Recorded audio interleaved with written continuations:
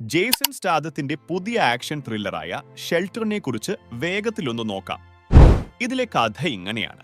Mason ഒരു മുൻ MI6 ഏജന്റാണ്. ആളുകളെ എല്ലാം വെറുത്ത് സ്കോട്ട്ലൻഡിലെ ഒരൊറ്റപ്പെട്ട ദ്വീപിലാണ് പുള്ളിക്കാരന്റെ താമസം.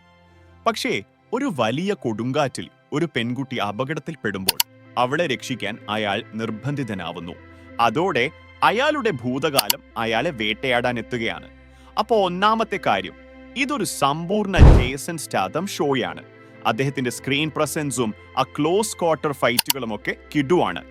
പിന്നെ മേസനും ആ കുട്ടിയും തമ്മിലുള്ള ഒരു വൈകാരിക ബന്ധമുണ്ടല്ലോ, അതാണ് ശരിക്കും ഈ സിനിമയുടെ ഹൃദയം. രണ്ടാമതായി, സിനിമയുടെ പോരായ്മകൾ. സത്യം പറഞ്ഞാൽ കഥയ്ക്ക് അത്ര വലിയ ആഴമൊന്നുമില്ല.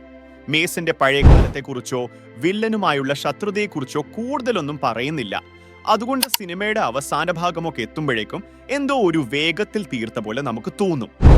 അവസാനമായിട്ട്, ഈ സിനിമ കാണണോ വേണ്ടയോ? നിങ്ങളൊരു സ്റ്റാഥം ഫാൻ ആണെങ്കിൽ ഉറപ്പായും ഇതൊരു നല്ലൊരു വിരുന്നായിരിക്കും. കഥയിലെ ചില പ്രശ്നങ്ങളൊക്കെ മാറ്റി നിർത്തി സിനിമയിലെ ആ ത്രില്ലിംഗ് മൊമെന്റ്സും വൈകാരികമായ ബന്ധവുമെല്ലാം ഇതിനെ ഒരു തവണ കണ്ടിരിക്കാവുന്ന ഒരു പടമാക്കി മാറ്റുന്നുണ്ട്. ചുരുക്കത്തിൽ, ശക്തമായൊരു കഥയേക്കാൾ ആക്ഷനും സ്റ്റൈലിനും പ്രാധാന്യം കൊടുക്കുന്ന ആളാണ് നിങ്ങളെങ്കിൽ ധൈര്യമായി ഷെൽട്ടറിന് ടിക്കറ്റ് എടുക്കാം.